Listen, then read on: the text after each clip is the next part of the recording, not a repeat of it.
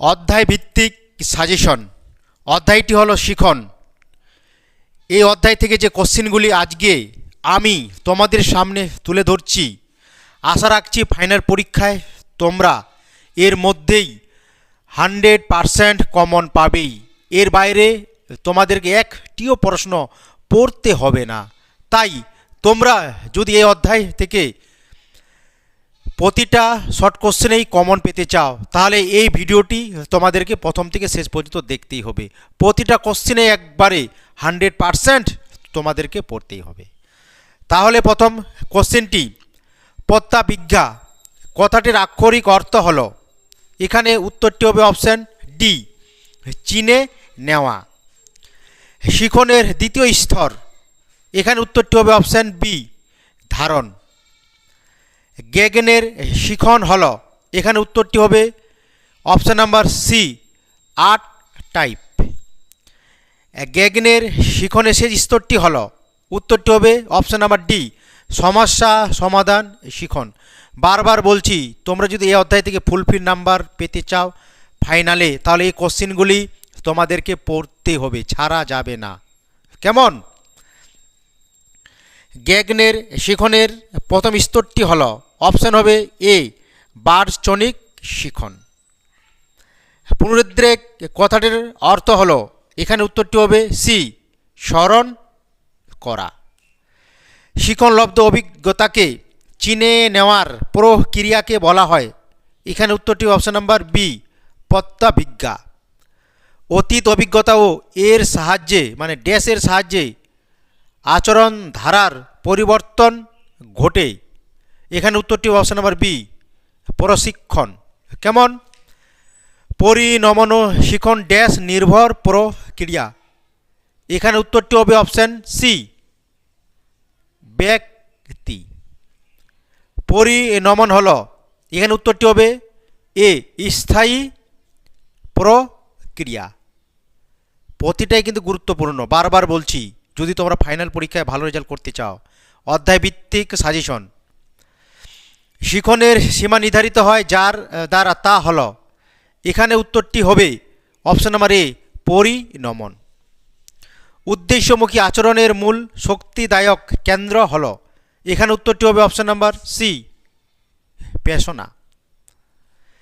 পেশনার হ্রাসের কারণ হতে পারে, এখানে উত্তরটি হবে অপশান ডি, বিষয়ের কাঠিন্য। জৈবিক পেশনার উদাহরণ হলো, এখানে উত্তরটি হবে অপশান এ, ভালোবাসা। সামাজিক পেশনার উদাহরণ হলো, এখানে উত্তরটি হবে অপশান ডি, ভালোবাসা। কেমন? না, একটা তো হবে, এটা হবে ক্ষুধা, 14 নাম্বারটা হবে কি ক্ষুধা কিন্তু, আর 15 নাম্বারটা কি হবে, ভালোবাসা। ওকে। পেশনার উদ্ভব হয়, উত্তরটি হবে ডি, অবাধ বোধ থেকে। মনোযোগের একটি বাহ্যিক নির্ধারক হলো, এখানে উত্তরটি হবে বি, তীব্রতা। মনোযোগের একটি অভ্যন্তরীণ উদ্দীপক হলো, এখানে উত্তরটি হবে অপশান বি, মেজাজ। মনোযোগের ব্যক্তিগত নির্ধারক হলো, উত্তর হবে অপশান ডি, আগ্রহ। মনোযোগের একটি বা এক গুরুত্বপূর্ণ নির্ধারক বা শর্ত হলো, উত্তরটি হবে এ, রং। রসের মতে মনোযোগ ড্যাশ প্রকার, উত্তরটি হবে 2, অপশান নাম্বার এ কিন্তু 2 প্রকার। আগ্রহ হলো সুপ্ত মনোযোগ এবং মনোযোগ হলো ক্রিয়াশীল আগ্রহ, এ কথা বলেছেন, উত্তরটি হবে অপশান নাম্বার ডি, ম্যাকডুগাল। আগ্রহ এক ধরনের গতিশীল মানসিক প্রক্রিয়া, প্রবক্তা হলেন, উত্তরটি হবে অপশান নাম্বার ডি, ড্রেভার। মানসিক ক্ষমতার দলগত উপাদান নামক তত্ত্বের প্রবর্তক হলেন, উত্তরটি হবে অপশান নাম্বার এ, থার্স্টন। মানসিক ক্ষমতা সংক্রান্ত দ্বি উপাদান তত্ত্বের প্রবর্তক হলেন, উত্তরটি হবে option number B, Sprayman.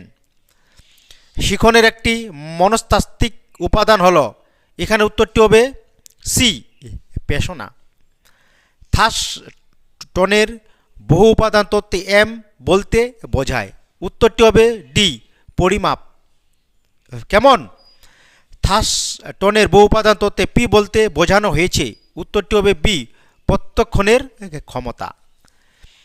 Ability of man নামক গ্রন্থটির লেখক হলেন, উত্তরটি হবে বি, স্পিয়ারম্যান।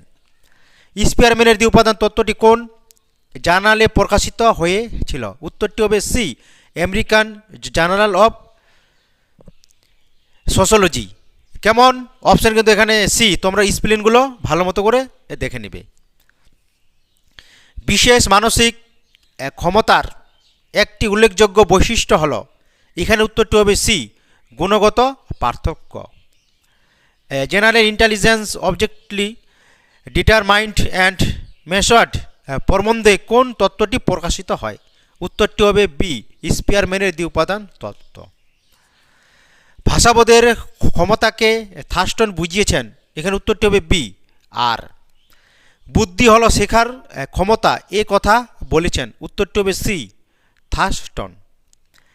কেলাসিত বুদ্ধি কথাটির প্রবক্তা হলেন, উত্তরটি হবে সি, কেটেল। বুদ্ধির সংজ্ঞা দিয়েছেন মনোবিদ, এখানে উত্তরটি হবে C, Vernon. The nature of intelligence বইটির রচয়িতা হলেন, উত্তরটি হবে সি, থার্স্টন। কেটেলের মতে দুটি বুদ্ধি হলো, অপশন হবে মানে এখানে বি, তরল বুদ্ধি ও কেলাসিত, তরল ও কেলাসিত। শিখনের ক্ষমতা হলো বুদ্ধি বলেছেন, এখানে উত্তরটি হবে এ, বাকিংহাম। থিওরি অফ ইন্টেলিজেন্স রচয়িতা হলেন, এখানে উত্তরটি হবে সি, গার্ডনার। এরপরে আমরা এসিকিউর কোশ্চেনগুলি দেখে নিব। শিখনের পর্যায়গুলি কি কি? তাহলে উত্তরটি লিখবে, শিখনের পর্যায়গুলি হলো জ্ঞান অর্জন, সংরক্ষণ ও পুনঃস্থাপন। পুনরুত্থাপনের দুটি পর্যায় হলো পুনরুদ্রেক ও প্রত্যাবিজ্ঞা। শিখন বলতে কি বোঝো? তাহলে আমরা উত্তরটি এইভাবে লিখব, যে মানসিক প্রক্রিয়ায় স্বক্রিয়তা অনুশীলন ও অভিজ্ঞতার ভিত্তিতে মানসিক ও দৈহিক বৈশিষ্ট্যগুলির উৎকর্ষ সাধিত হয় এবং সমস্যা সমাধানের মাধ্যমে পরিবর্তনশীল পরিবেশের সঙ্গে অভিযোজন করা যায়, তাকে শিখন বলা হয়। প্রত্যক্ষ পুনরুদ্রেক কাকে বলে? তাহলে আমরা উত্তরটি এইভাবে লিখব, ব্যক্তি পূর্বে অর্জিত কোনো বিষয় যখন তার অনুপস্থিতিতে মনে করতে পারে, তখন তাকে বলা হয় প্রত্যক্ষ পুনরুদ্রেক। যেমন শ্রেণীকক্ষে যদি প্রশ্ন করা হয়, কোঠারি কমিশন কবে তার রিপোর্ট পেশ করে, এই প্রশ্নের উত্তরে যদি শিক্ষার্থীরা বলতে পারে 1964 খ্রিস্টাব্দে, তাহলে বলা হয় শিক্ষার্থীর মধ্যে প্রত্যক্ষ পুনরুদ্রেক ঘটেছে। স্মৃতি কাকে বলে?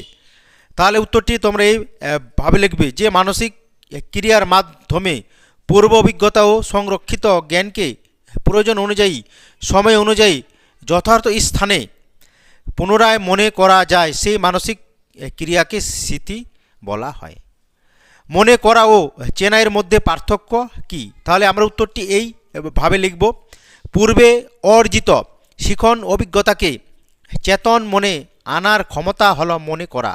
অপরদিকে পূর্বে দেখা কোনো বিষয়কে বর্তমানে পুনরায় চিনতে পারা হলো চেনা। সমস্যা সমাধানমূলক পদ্ধতি কাকে বলে? তাহলে আমরা উত্তরটি এইভাবে লিখব, ব্যক্তি নির্দিষ্ট লক্ষ্য অর্জনের সময় বারবার সমস্যার সম্মুখীন হয় ও তা সমাধানে সচেষ্ট হয়, যে চেষ্টার মাধ্যমে ধীরে ধীরে ভুলকে কমিয়ে সঠিক পথে অগ্রসর হয় ও সমস্যার সমাধান করে ফেলে, সেই সমগ্র পদ্ধতিকে সমস্যা সমাধানমূলক পদ্ধতি বলে। শিখনের দুটি বৈশিষ্ট্য লেখো।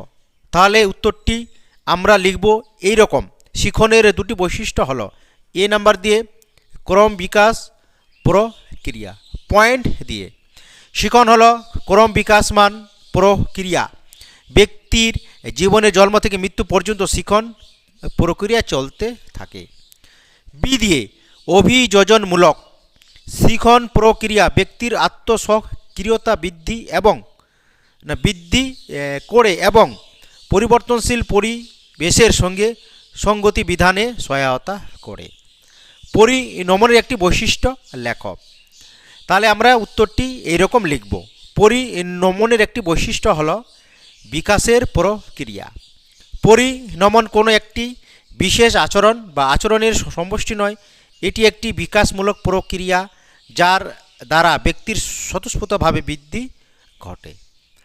শিখন ও পরিণমনের মধ্যে একটি পার্থক্য লেখো। তাহলে উত্তরটি আমরা এরকম লিখব, শিখন ও পরিণমনের মধ্যে একটি পার্থক্য হলো, শিখন হলো অনুশীলন নির্ভর ও জীবনব্যাপী প্রক্রিয়া, অপরদিকে পরিণমন হলো স্বতঃস্ফূর্ত প্রক্রিয়া ও এটি একটি বয়সের পর সমাপ্ত হয়। শিখন ও পরিণমনের মধ্যে একটি সাদৃশ্য লেখো। তাহলে আমরা উত্তরটি লিখব এইরকম, শিখন ও পরিণমনের মধ্যে সাদৃশ্য হলো, শিখন ও পরিণমন উভয়ই ব্যক্তিগত প্রক্রিয়া এবং উভয়ই আচরণের পরিবর্তন ঘটায়। পেশনা কাকে বলে? তাহলে আমরা উত্তরটি লিখব, পেশনা হলো অভ্যন্তরীণ মানসিক প্রক্রিয়া যা ব্যক্তিকে উদ্দেশ্যপূর্ণভাবে বিশেষ কার্য সম্পাদনের জন্য উদ্বুদ্ধ করে তাকে সঠিক পথে চালিত হতে সহায়তা করে। পেশনা চক্রটি উল্লেখ করো। তাহলে পেশনা চক্রটি তোমরা এরকম লিখবে, চাহিদা তাড়না, উদ্দেশ্যমুখী আচরণ আর উদ্দেশ্য পূরণ। এটা কিন্তু তার চক্রটি পেশনার। পেশনা সৃষ্টিকারী একটি নির্ধারকের নাম লেখো। তাহলে উত্তরটি লিখবে, পেশনা সৃষ্টিকারী একটি নির্ধারকের নাম হলো আগ্রহ। মনোযোগের একটি বৈশিষ্ট্য উল্লেখ করো। তাহলে আমরা উত্তরটি লিখব এইরকম, মনোযোগের একটি বৈশিষ্ট্য হলো নির্বাচন ধর্মী। পয়েন্ট, মনোযোগ হলো একটি নির্বাচন ধর্মী প্রক্রিয়া। এই প্রক্রিয়ার সাহায্যে আমাদের মনে বিভিন্ন বিষয়ের মধ্যে থেকে বিশেষ একটি বিষয় নির্বাচন করে আমরা সেই বিষয়ের প্রতি মনোযোগী হয়ে উঠি। মনোবিদ রসের মতে মনোযোগ কি? তাহলে আমরা উত্তরটি লিখব এইরকম, মনোবিদ রসের মতে মনোযোগ হলো একটি প্রক্রিয়া যা ভাবনার বিষয়বস্তুকে স্পষ্টভাবে মনের দরজায় এনে হাজির করে। আগ্রহের একটি বৈশিষ্ট্য উল্লেখ করো। তাহলে উত্তরটি আমরা এরকম লিখব, আগ্রহের একটি বৈশিষ্ট্য হলো ব্যক্তিগত প্রক্রিয়া। এটা কিন্তু পয়েন্ট। আগ্রহ ব্যক্তি নির্ভর, ব্যক্তি যে বিষয়ে আগ্রহী হয় সে বিষয়ে তার আগ্রহ জন্মায়। আগ্রহ কাকে বলে? তাহলে আমরা উত্তরটি এরকম লিখব, আগ্রহ হলো বাস্তব বা কাল্পনিক কোনো বস্তু বা অবস্থার প্রতি কৌতূহলপূর্ণ অনুভূতি যা ব্যক্তিকে এই বিষয়টির প্রতি মনোনিবিষ্ট করে ও কার্য সম্পাদনে উদ্বুদ্ধ করে। স্পিয়ারম্যানের টেরেডার সমীকরণটি লেখো। তাহলে আমরা উত্তরটি এরকম লিখব, স্পিয়ারম্যানের টেরেডার সমীকরণটি হলো, এটা আমরা লিখে দিব কেমন, স্পিয়ারম্যানের দ্বিউপাদান তত্ত্বে জি উপাদান বলতে কি বোঝো? তাহলে উত্তরটি আমরা লিখব, স্পিয়ারম্যানের মতে জি উপাদান হলো জন্মসূত্রে প্রাপ্ত সহজাত একক সর্বজনীন শক্তি যা প্রতিটি বৌদ্ধিক কাজে অল্প বিস্তর প্রয়োজন হয়। বিশেষ মানসিক ক্ষমতা কি? তাহলে উত্তরটি আমরা এরকম লিখব, স্পিয়ারম্যানের দ্বিউপাদান তত্ত্ব অনুযায়ী যে মানসিক ক্ষমতা বিশেষ কাজের জন্য প্রয়োজন হয় যা অনুশীলন সাপেক্ষ এবং সাধারণ মানসিক ক্ষমতার সহযোগী হিসাবে কর্ম সম্পাদনে সাহায্য করে তাকে বিশেষ মানসিক ক্ষমতা বলে। দলগত তত্ত্বের প্রবর্তক কে? তাহলে আমরা উত্তরটি লিখব, দলগত তত্ত্বের প্রবর্তক মনোবিদ থার্স্টন। ইলেকট্রিক থিওরির প্রবক্তা কে? তাহলে আমরা উত্তরটি লিখব, ইলেকট্রিক থিওরির প্রবক্তা হলেন মনোবিদ স্পিয়ারম্যান। সহগতির সহগাঙ্ক কাকে বলে? তাহলে আমরা উত্তরটি লিখব, সহগতির পরিমাপক যে সাক্ষ্যমান দ্বারা প্রকাশ করা হয় তাকে সহগতির সহগাঙ্ক বলে। দ্বিউপাদান তত্ত্ব ও দলগত উপাদান তত্ত্বের পার্থক্য লেখো। তাহলে আমরা পার্থক্যটি এইভাবে লিখে দেব কেমন, স্পিয়ারম্যানের দ্বিউপাদান তত্ত্বটি কি? তাহলে আমরা উত্তরটি এরকম লিখব, 1904 খ্রিস্টাব্দে ব্রিটিশ মনোবিদ চার্লস স্পিয়ারম্যান আমেরিকান জার্নালিস্ট সোশ্যোলজিতে বৌদ্ধিক ক্ষমতা সম্পর্কে বৈজ্ঞানিক গবেষণা প্রসূত যে মতবাদটি প্রকাশ করেন তা দ্বিউপাদান তত্ত্ব নামে পরিচিত।